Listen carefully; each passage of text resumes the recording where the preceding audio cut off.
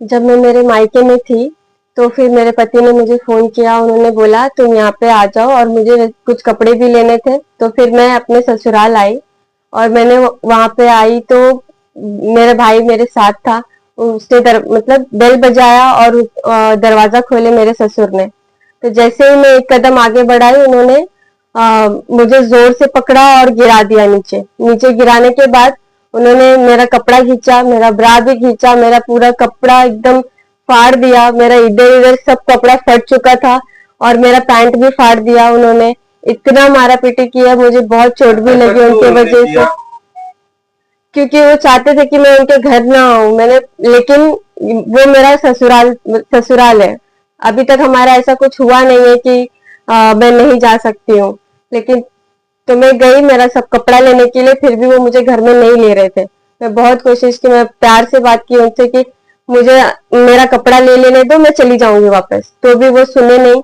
उन्होंने मुझे बहुत हाथापाई किया, बहुत मुझे चोट पहुंचाई।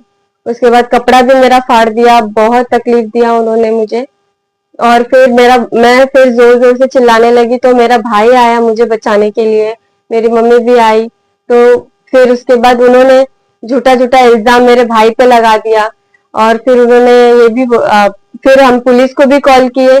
जब पुलिस आई, फिर उसके बाद उनके फैमिली के मेंबर धीरे धीरे आ रहे थे, जैसे उसकी बहन पुलिस आने के बाद आई। फिर भी फिर भी उन्होंने झूठा एलिगेशन मेरे भाई पे भी लगाया, दोनों भाई पे, कि जब मतलब उन्होंने बहुत कुछ किया, उन्होंने धक्का दिया, उन्होंने उनकी बहन को हाथ लगाया।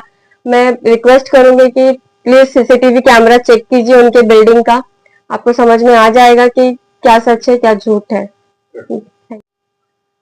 मैं आसाराम प्रजापति, प्रियंका का पापा बात कर रहा हूँ।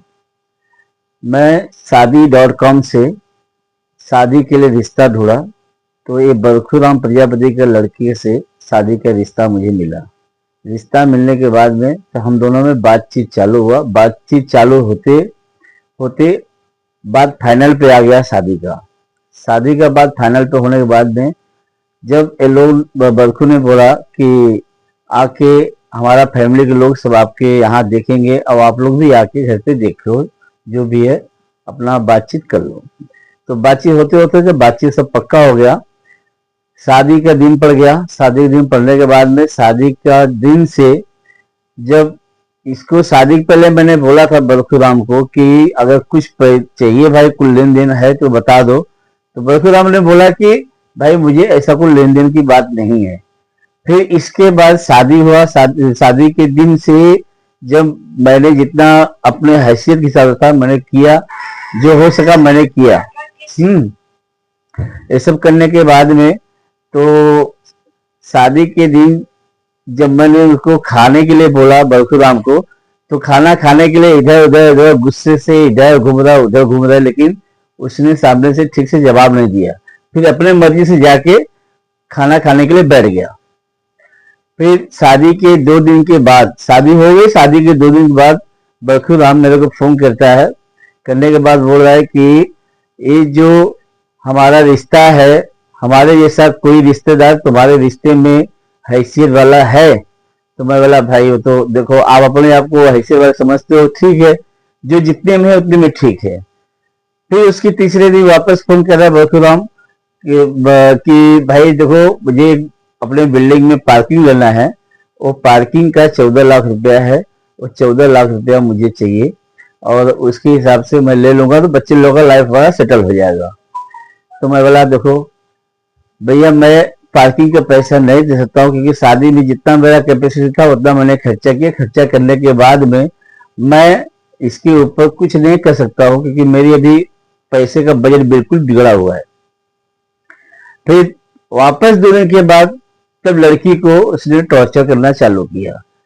कभी कुछ छोटे मोटे बहाने, छोटे मोटे की तंज कसना, बात करना, बोलना, मतलब वो इतना प्रेशर वाइज में आ गई कि उसको ये सब बर्दाश्त के बाहर हो गया। तो एक छोटी छोटी बातों में क्या होना, झगड़ा घर में उसके हमेशा चालू रहता था, किटकिट किटकिट होने के बाद में फिर वो मेरे को फोन की। फोन करने के बाद मैं आया वहां पे, तो बोला ठीक है मैं लेके अभी जाता हूँ।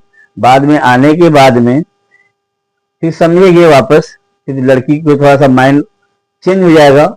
और तुम भी थोड़ा सा चेंज हो जाओगे, तुम लोग भी तो अच्छा रहेगा, सब सेटल करके अपना ले लेंगे।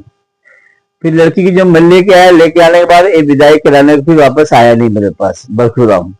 बरखूराम विदाई कराने नहीं आया। जब मैंने उसको बीच में फोन किया, एक महीना बीत गया, बीतने के बाद मैंने फोन किया, बोला भैया प्रियंका का अभी विदाई कराने के लिए कभी आ रहे हैं? तो बोलता है कि मैं भैया प्रियंका को मैं नहीं लेके आऊंगा, क्योंकि प्रियंका का ऐसा सब बात करने का तेवर है, तो मैं नहीं लेके आऊंगा।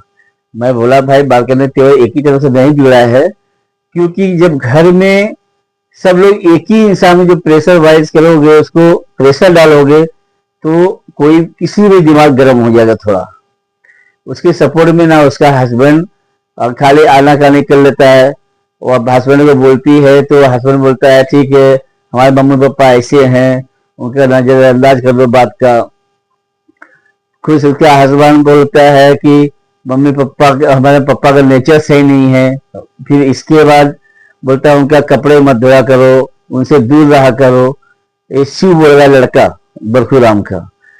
और सारी बातें जो इसकी फैमिली में है, इसके खिलाफ सारी बातें बताई, और बताने के बाद में ऐसे ऐसे गलत है मेरे पापा। सब कुछ सुनने के बाद, सब कुछ सुनने के बाद फिर मेरे मन में ऐसा आया कि प्रियंका को थोड़ा लेके आना ही चाहिए यहाँ पे। जब मैंने लेके आने के बाद जब मैंने फोन किया, फोन करने के बाद मेरे को ये सब चीजें दुनिया भर की बोलने लगा, बोला मेरे घर के लायक नहीं है, ऐसा नहीं है, वैसा नहीं है। फिर वापस मैं गया प्रजापति समाज में। प्रजापति समाज में बोला समझौता हो जाएगा, थोड़ा बच्चों में हो जाता है, एक घर से दूसरे घर में जाते हैं, एडजस्टमेंट नहीं हो पाता है, कभी कभी उनको यह संभालना पड़ता है। तो इनके घर में संभालने ऐसा कोई हिस्सा हुआ ही नहीं कि कोई एक फैमिली मेंबर मिलकर उसका सपोर्ट करे। जो भी है सब ये लोगों ने कुछ सपोर्ट करने तैयार नहीं हुए। इनको बस खाली एक दहेज का मसला, वही जो 14 लाख की पार्किंग की बात थी, उसको ही दिमाग में रख के, और एक बरखूराम ने अपने बीवी और दोनों लड़कियों को आगे करके और पीछे से इनको सबका मजा देखता था। तब इसके बाद बार बार एक ही बात का मैं रिक्वेस्ट करते रहा, मतलब लेके जाओ, लड़की है, आगे उसका दिमाग डिसमिस हो जाएगा, चेंज हो जाएगा कि चलो ठीक है भाई, उसके बाद कभी कुछ नहीं होगा। फिर नहीं सुना, ना कि आगे कोई बात ही नहीं सुन रहा है। फिर मैं गया प्रजापति समाज में, वहां भी समझौता करने को गया, तो वहां भी फिर वही सब बातें करना चालू कर दिया उसने। बोलता मैं नहीं रखूंगा। मतलब घुमा फिरा के बात इस एक ही है कि इसको नहीं रखना है। नहीं रखने के रीजन ऐसा है कि दो ऑलरेडी दूसरी लड़की इसने देख लिया था, इसको छोड़ने के हिसाब से कि मैं उस लड़की शादी कराऊंगा। और ये सब बातें लेके आगे इतना बढ़ते जा रहा है कि बरखूराम का बात में गालियां देना, जब भी फोन करता था उल्टी बात करना, गाली से बात करना, ये सारी चीज उसके अंदर हमेशा रहता था। मतलब नफरत उसके अंदर इतना हो गया था कई बार में। शादी पहले सब कुछ सही था, शादी पहले ठीक था, कोई प्रॉब्लम नहीं था इसको। शादी के बाद से 2-3 दिन के बाद से इसको जब ऐसा नफरत चालू हुआ कि वो दहेज के विषय में ना कुछ भी अनबल बोलता था, कुछ भी करता था। और जो अभी कल की घटना हुई है, वो घटने के लिए प्रियंका ने अपने घर से बोली पापा मैं जाती हूँ वहां पे, अभी हमारा तो घर है, वहां पे जाके मैं जैसा हो सकता है कुछ मैं अरेंजमेंट वहां पे करूंगी, अगर वहां पे हो जाएगा सही सेटअप, जाके मैं रहना चालू कर दूँ। प्रियंका उस हिसाब से रहने के हिसाब से गई थी। तो इन लोगों ने